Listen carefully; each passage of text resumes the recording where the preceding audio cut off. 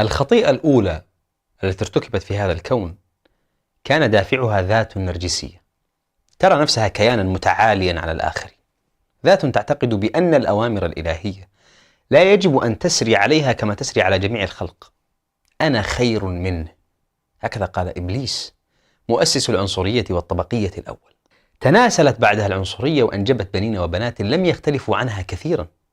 صارت العنصرية ليست في الأصل نار وطين، فالأصل واحد كلنا طين، رغم أن البعض قد نسي ذلك. صارت العنصرية في اللون والعرق والشكل والنسب والجماعة والمنطقة والقبيلة والمال والسلطة. صارت العنصرية طرائق قددة تنخر في عظم حياتنا الهش. أدمغتنا بتركيبتها المعقدة تهمس لنا باستمرار بأننا مختلفون، بأننا أفضل من غيرنا. تأمل ذاتك وحديثك وردود أفعالك تجاه من تراهم دونك. شاهد نفسك وأنت تنظر إليهم نظرة ازدراء وترفض أن تصافح يده يدك، وتستاء عندما يخاطبك بلغة ليس فيها تبجيل لحضرتك. تفكر في نفسك وأنت تحرمه من الاحترام والتقدير وتحتقر شخصيته. تأمل نفسك يا تأمل نفسك وأنت ترفض زواج ابنتك من أحدهم فقط للونه أو جنسه. تأمل لسانك عندما تهجو به جماعة وتقسو به عليهم. راقب ذاتك المتضخمة بأوهام العظمة والتميز، ذاتك التي ترى أن الموت الذي يصيب الآخرين حتما سيتجنبك، وأن الكوارث التي تحل بجيرانك وأصدقائك لن تطالك ولن تحل بدارك، وأن الرجال الذين ترفضهم الفتيات طبعا هم ليسوا مثلك.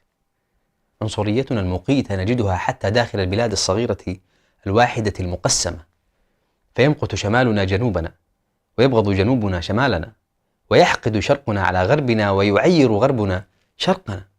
نصف ذلك الجنس بأكمله بالحماقة، وذاك الآخر بالبخل، وذاك الثالث بالهمجية. يا أيها الناس إنا خلقناكم من ذكر وأنثى وجعلناكم شعوبا وقبائل لتعارفوا إن أكرمكم عند الله أتقاكم. خطاب للبشرية من ربهم وخالقهم، واضح وصريح لا لبس فيه، وليس حمال أوجه، وليس فيه ما يدعو للنقاش والاختلاف. ميزان التقوى والصلاح هو المعيار الذي يوزن به الناس.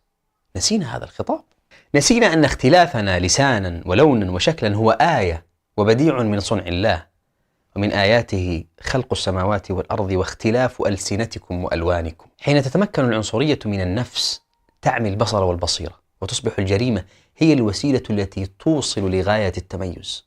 لا توجد مرحلة صراع منذ أن عرفت الحضارة الإنسانية نفسها إلا ووراءها نعرة عنصرية أو طبقية تريد أن تخضع الناس لسلطتها وهيمنتها. وظلت الفطرة الإنسانية تحارب هذا المسار الشاذ حتى ظهر الإسلام ليؤسس لدستور ومنهاج حياة يهتدي به الناس. لم يقم النبي صلى الله عليه وسلم بمنح امتياز عرقي لأحد من أسرته أو يؤتيه صك غفران يعفيه من أي التزام. هو ذاته يقول لابنته يا فاطمة اعملي فإني لا أغني عنك من الله شيئا. تبت يدا أبي لهب وتب، آية تتلى إلى يوم الدين، وهو عمه أخو أبيه. يتغير وجه النبي صلى الله عليه وسلم ويزجر أبا ذر رضي الله عنه حين عير أحد الموالي بأمه، فيقول أتعايره بأمه إنك امرؤ فيك جاهلية. نعرة العنصرية ما زالت تتناسل، وذريتها في ازدياد كل يوم، والواقع كل يوم يتعقد، وكل يوم نزداد تأكدا أننا بحاجة لتلك الرسالة السماوية التي جمعت بين أسود حبشي وأحمر رومي، وآخت بين فارسي أعجمي وقرشي عربي. رسالة تحمل في طياتها ليس منا من دعا إلى عصبية، وتربي حامليها على دعوها فإنها منتنة، وتذيع في منابرها ألا لا فضل لعربي على أعجمي، ولا لأعجمي على عربي، ولا لأحمر على أسود، ولا أسود على أحمر إلا بالتقوى. أي مجتمع أدركه الجهل تنخره العنصرية وحب التسلط، وقد يؤدي ذلك إلى احتدام صراع وسفك دماء ونزوح للقيم والمروءة، وقد تحول المجتمعات لساحات تطهير عرقي وطبقي. يا أيها الذين آمنوا لا يسخر قوم من قوم عسى أن يكونوا خيرا منهم، عسى أن يكونوا خيرا منهم. ما يدريك أنه عند الله خير منك.